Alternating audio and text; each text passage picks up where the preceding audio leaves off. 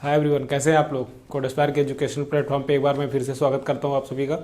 उम्मीद है आप लोग अच्छे होंगे और प्रैक्टिस अच्छे से चल रही होगी। यार लास्ट लेक्चर्स के अंदर में हम लोगों ने क्या कवर किया था, अपर एंड लोअर ट्रायंगुलर मैट्रिक्स के बारे में हम लोग ने कवर कर लिया था। आज जो है हम लोग नए टॉपिक की तरफ बढ़ते हैं।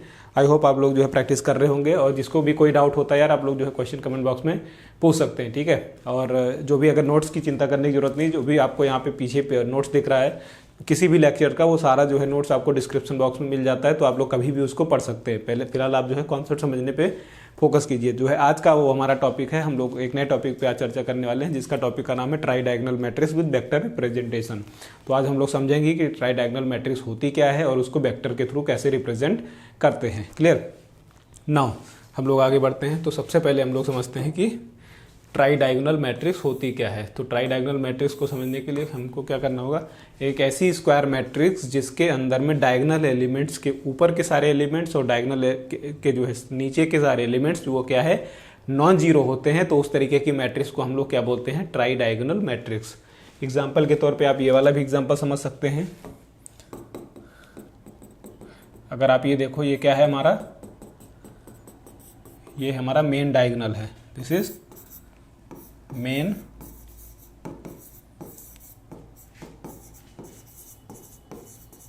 This is main diagonal. Okay. Now आप ये देखो, आप मेन जो है जो डायगोनल है उसमें जो है नॉन जीरो एलिमेंट्स हैं, ठीक। Number one. नंबर इसमें क्या है, एक तो ये 5x5 की एक मैट्रिक्स हो गई। क्लियर। अब मेन डायगोनल के ऊपर के ठीक ऊपर के सारे एलिमेंट्स जो है वो नॉन जीरो होने चाहिए। पहला जैसे 5 है, 3 है, 2 है, 1 है, सॉरी 5 3 2 2। ओके। ये क्या है, मेन डायगोनल के ऊपर के एलिमेंट्स हैं, ये जो है नॉन जीरो हैं, बाकी उसके ऊपर के सारे एलिमेंट्स जीरो होने चाहिए। Case one. उसके बाद क्या है, डायगोनल के नीचे के जो है एलिमेंट्स जो है, डायगोनल के नीचे के एलिमेंट्स यानी 2 3 5 5 2 3 5 5। ओके। ये क्या है, ये नॉन जीरो हैं। उसके बाद के सारे जो है एलिमेंट्स हैं वो जीरो हैं। तो अगर इस तरीके की मैट्रिक्स बनती है हमारे पास, तो हम उसको बोलते हैं ट्राई डायगोनल मैट्रिक्स। तो इस तरीके की मैट्रिक्स को हम लोग क्या बोलते हैं, try diagonal matrix. I hope clear हो गया होगा। क्लियर। तो ये क्या है हमारी ट्राई डायगोनल मैट्रिक्स। तो आई होप यहाँ पे डिफिनेशन समझ में आ गई होगी। तो एक ऐसी स्क्वायर मैट्रिक्स जिसके अंदर में डायगोनल एलिमेंट्स के ऊपर के सारे एलिमेंट्स, ऊपर के जो है एलिमेंट्स और ठीक ऊपर के एलिमेंट्स और डायगोनल के ठीक नीचे के एलिमेंट्स जो है अगर नॉन जीरो होते हैं, तो उस तरीके की स्क्वायर मैट्रिक्स को हम लोग बोलते हैं ट्राई डायगोनल मैट्रिक्स। क्लियर है। तो और बाकी सारे एलिमेंट्स जो है जीरो होने चाहिए। This is the condition. तो आप लोग ये डिफिनेशन भी देख सकते हैं। ओके। आप लोग डिफिनेशन भी लिख लीजिए। समझे रहोगे आप तो डिफिनेशन लिखने में अपने मन से आसानी होगी, क्योंकि एग्जैक्टली आप तो याद नहीं कर सकते, ठीक है। याद भी कर लोगे तो कल को भूल जाएगा। तो इसलिए बेहतर है कि आप जो है कॉन्सेप्ट समझिए। कॉन्सेप्ट समझ में अगर आएगा तो आपको जो है लिखने में भी आसानी होगी। क्लियर। तो इसलिए इस सब चीज़ों का बहुत ध्यान रखिएगा। आगे बढ़ते हैं हम लोग, ठीक है। अब हम समझते हैं कि vector representation of try diagonal matrix, यानी कि किसी भी मैट्रिक्स के अंदर में अगर कोई ट्राई डायगोनल मैट्रिक्स है तो उसको वेक्टर रिप्रेजेंटेशन कैसे कर सकते हैं। तो इसमें बेसिकली हमको क्या करना है, बहुत सिंपल है।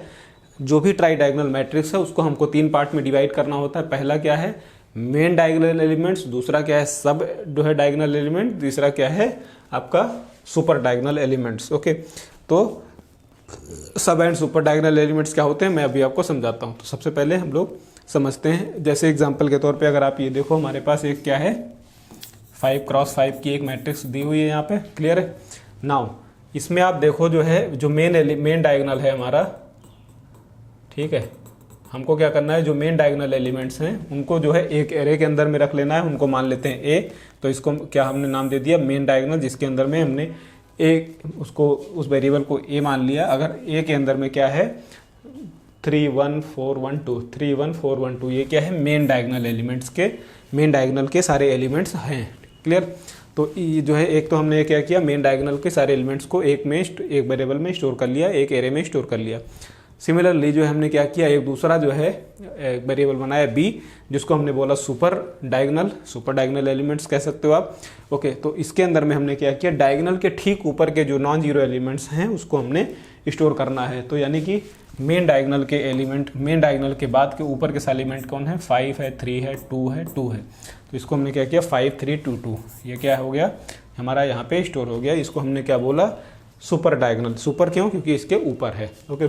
सिमिलरली तीसरा जो है हमने एक बनाया सी, जिसको हमने बोला सब डायगोनल। उसके अंदर में हमने क्या किया मेन डायगोनल के नीचे के सारे जो है नॉन जीरो सब्सिक्वेंट जो है नॉन जीरो एलिमेंट्स हैं वो हमने इसको स्टोर कर लिया, जैसे 2 हो गया, 3 हो गया, 5 हो गया, 5 हो गया, 2 3 5 5। तो इस तरीके के जो है कॉम्बिनेशन को हमने मतलब किसी भी मैट्रिक्स को हमने क्या किया, सॉर्टर फॉर्म में डिवाइड कर दिया। और सॉर्टर फॉर्म में डिवाइड करने से क्या होगा, हमारी इफिशियंसी बढ़ जाएगी और हमको सॉल्व करने में आसानी होगी। तो कभी भी जो है अगर ट्राई डायगोनल मैट्रिक्स है उसका वेक्टर रिप्रेजेंटेशन करना है तो आपको 3 चीज़ों का ध्यान रखना है। पहला मेन डायगोनल एलिमेंट, दूसरा क्या है सुपर डायगोनल एलिमेंट्स, तीसरा है सब diagonal elements. Main diagonal elements क्या होते हैं, जो मेन डायगोनल होता है उसके सारे एलिमेंट्स को हम लोग मेन डायगोनल बोलते हैं।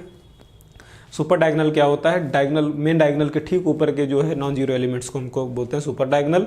एंड तीसरा जो है सब डायगोनल क्या होता है, मेन डायगोनल के ठीक नीचे के जो सारे एलिमेंट्स होते हैं उसको हम लोग क्या बोलते हैं, सब डायगोनल एलिमेंट्स बोलते हैं। क्लियर है, तो आई होप यहाँ चीज़ ये क्लियर होगी। आगे बढ़ते हैं हम लोग।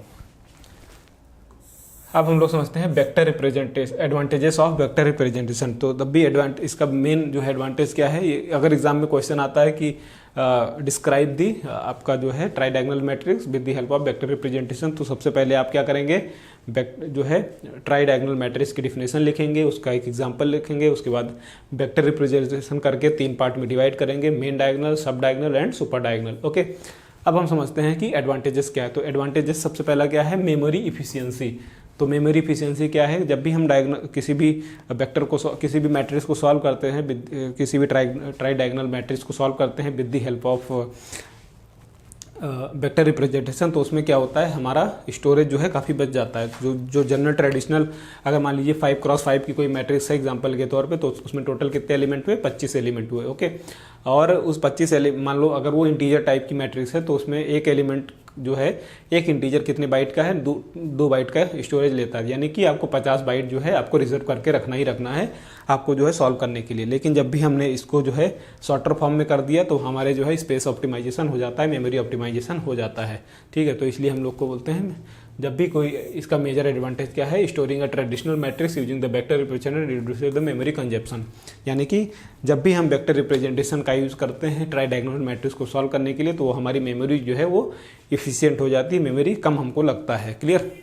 नाउ दूसरा आता है इफिशियंट एल्गोरिथम। इफिशियंट एल्गोरिथम क्या होता है, जब भी मतलब जो बेस्ट केस की एल्गोरिथम होती है उनको बोलते हैं इफिशियंट एल्गोरिथम। यानी कि किसी भी काम को करने के कई सारे तरीके होते हैं, लेकिन कोई तरीका हो सकता है काफ़ी ज़्यादा टाइम ले रहा हो, कोई तरीका हो सकता है कम टाइम ले रहा हो, राइट। तो जो भी तरीका हमारा जो है बेस्ट टाइम लेता है, बेस्ट ऑप्टिमाइज होता है, उसको हम लोग बोलते हैं इफिशियंट एल्गोरिथम। यानी कि एफिशिएंट तरीका क्या है।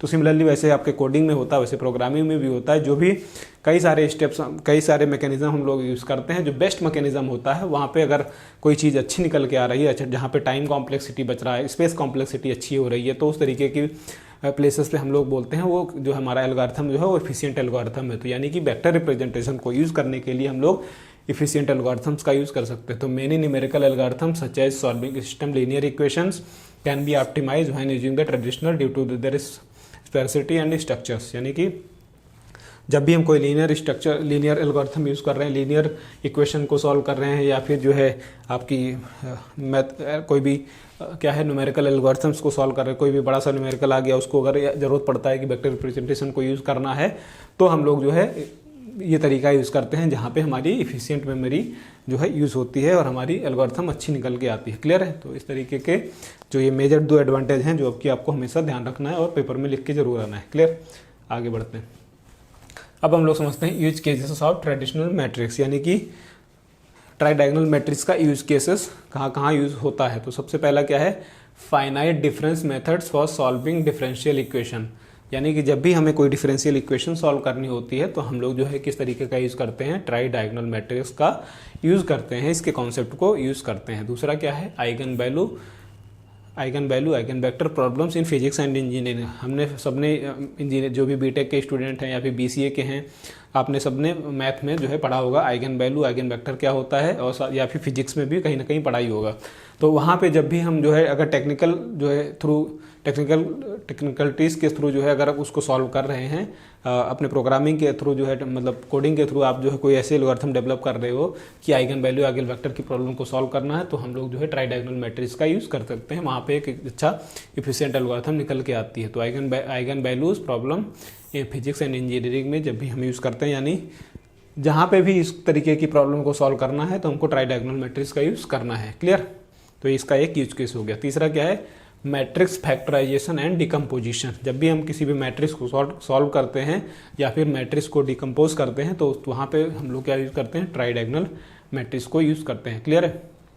तो ये रहा जो है मेन कुछ यूज केसेस जहाँ पे हम लोग ट्राई डायगोनल मैट्रिक्स को यूज़ कर सकते हैं। आज के लिए हम लोग फिलहाल इतना ही रखते हैं, ठीक है। तो यहाँ पे लगभग ऑलमोस्ट यूनिट 1 खत्म हो चुकी है हमारी। तो नेक्स्ट लेक्चर के अंदर में हम लोग जो है कुछ टेक्निकल और प्रोग्रामिंग का कॉन्सेप्ट समझेंगे, जो है यूनिट 1 का जो भी बचा हुआ है, और बाकी जो है आगे की यूनिट्स हम लोग कवर करेंगे। फिर भी आप लोग से रिक्वेस्ट है कि आप लोग अपनी प्रिपरेशन, अपनी तैयारी करते रहिए। जहाँ पे भी किसी को कोई डाउट होता है आप लोग जो है अपना क्वेश्चन कमेंट बॉक्स में ड्रॉप कर सकते हैं।